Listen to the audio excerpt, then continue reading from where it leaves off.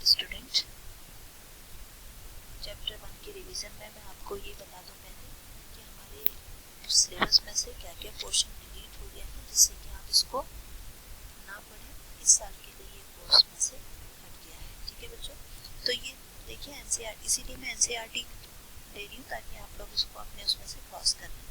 तो जो 1.5 है आपका लॉ ऑफ केमिकल कॉम्बिनेशन, जो हमने पहले पढ़ लिए थे कि law of conservation of mass, definite proportion of mass, multiple proportion, Avogadro's law, course में नहीं है। गैलिसान लॉ ये आपके कोर्स में नहीं है, यानी कि 1.5 वाला पोर्शन जो है आप काट देंगे। फिर इसके बाद आता है डाल्टन्स एटॉमिक थ्योरी, ये भी आपके कोर्स में नहीं है, हट चुका है आपके कोर्स से।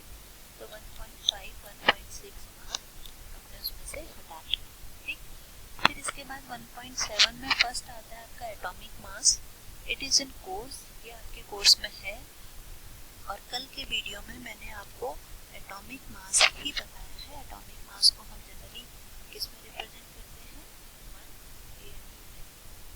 ठीक है, सो 1 AMU is equals to 1.6 × 10⁻²⁴। ठीक है, तो ये मैंने आपको कल बताया था। एटम का एटॉमिक मास यूनिफाइड मास होता है। फिर एवरेज एटॉमिक मास कैसे निकालते हैं, मैंने आपको बोरोन का एग्जांपल लेके बताया था। ये आपको एनसीईआरटी में कार्बन का एग्जांपल लेकर के एवरेज मास निकालना बताया गया है, इसको आप करेंगे। फिर 1.7 का ये थर्ड मॉलिक्यूलर मास मैंने आपको बता दिया था कि मॉलिक्यूल का मास, जैसे मीथेन है, CO2 है, H2O है, जब कोवलेंट बॉन्ड फॉर्म होता है वो मॉलिक्यूल होता है। इसी तरीके से जब आयनिक बॉन्ड फॉर्म होता है दैट इज फॉर्मूला मास, जैसे NaCl, BaCl2। तो यहाँ पे हम इस तरीके से AMU में इसको कैलकुलेट करते हैं। जैसे एक प्रॉब्लम है मॉलिक्यूलर मास ग्लूकोज का, आपको कैलकुलेट करना है। तो ये देखिए, उसको आपने सिंपल जिस तरीके से हम 9th में 6 इंटू मास ऑफ कार्बन और 12 इंटू मास ऑफ हाइड्रोजन और 6 इंटू मास ऑफ ऑक्सीजन ले लिया, इसी तरीके से हम मॉलिक्यूलर मास और फॉर्मूला मास कैलकुलेट करेंगे। ठीक, अब इसके बाद आता है बच्चों मोल कॉन्सेप्ट। बहुत इंपॉर्टेंट कॉन्सेप्ट है और क्लास 9 में आप लोगों ने पढ़ा भी है। मोल कॉन्सेप्ट मीन्स क्या है कि जैसे किसी भी चीज़ को रिप्रेजेंट करने के लिए हम किसी एक पर्टिकुलर यूनिट को यूज़ करते हैं। जैसे कि एक डजन अगर हमें मेजर करना है तो उसके लिए एक डजन मीन्स होता है 12 आइटम। मीन्स जब हमें 12 आइटम को, जनरली डजन जो है वो केले के लिए यूज़ होता है बनाना के लिए। जब हमें ये नहीं समझ में आया कि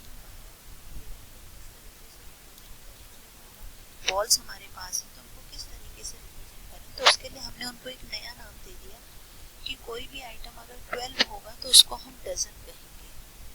ठीक है, तो इसी तरीके से हम उसको बड़ी क्वांटिटी को भी छोटे से यूनिट में मेजर कर सकते हैं। उसी तरीके से मोल एक यूनिट है जो कि यूज होती है किसके लिए, अमाउंट ऑफ सब्सटेंस के लिए। किसी भी सब्सटेंस का कितना अमाउंट हम यूज कर रहे हैं तो उसको ऐसा यूनिट में कहा जाता है मोल।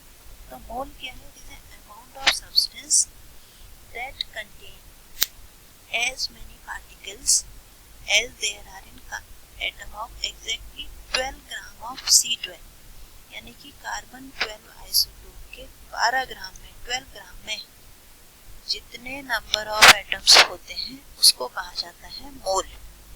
ठीक, यानी कि मोल रिप्रेजेंट करता है कि उसमें कितने नंबर ऑफ एटम्स हैं और ये सबके लिए अलग अलग हो सकता है। मीन्स जैसे यहाँ पे आप देखो फिगर 1.1 में, यहाँ पे आपको ये जितनी भी क्वांटिटी दी गई है ये सब 1 मोल है, लेकिन क्या सबका वेट एक जैसा है? सबका वेट एक जैसा नहीं है। नंबर ऑफ एटम इन सब में एक है, लेकिन इनका वेट एक जैसा नहीं है। तो वेट को रिप्रेजेंट करने के लिए नंबर ऑफ एटम 1 मोल में कितने होंगे, इसको रिप्रेजेंट करने के लिए एवोगाड्रो ने एक नंबर दिया, उसको एक नेम दिया जिसको हम कहते हैं एवोगाड्रो कांस्टेंट, एवोगाड्रो नंबर। और इसकी वैल्यू कितनी होती है, 6.022 × 10⁻23 एटम्स, यानी कि 1 मोल चाहे हाइड्रोजन है, 1 मोल H2O है, हर एक में का अगर 1 मोल होगा तो उसमें इतने ही एटम्स होंगे। अगर जैसे हम कहें 1 मोल, एग्जाम्पल देखिए 1 मोल ऑफ हाइड्रोजन एटम, अगर हम हाइड्रोजन एटम की बात कर रहे हैं 1 मोल तो उसमें होंगे 6.022 × 10⁻23 एटम। अगर हम कहें कि 1 मोल वाटर में कितने मॉलिक्यूल्स होंगे, मॉलिक्यूल में मॉलिक्यूल्स होंगे, एटम में एलिमेंट में एटम होंगे और कंपाउंड में आयंस हो सकते हैं, ठीक है।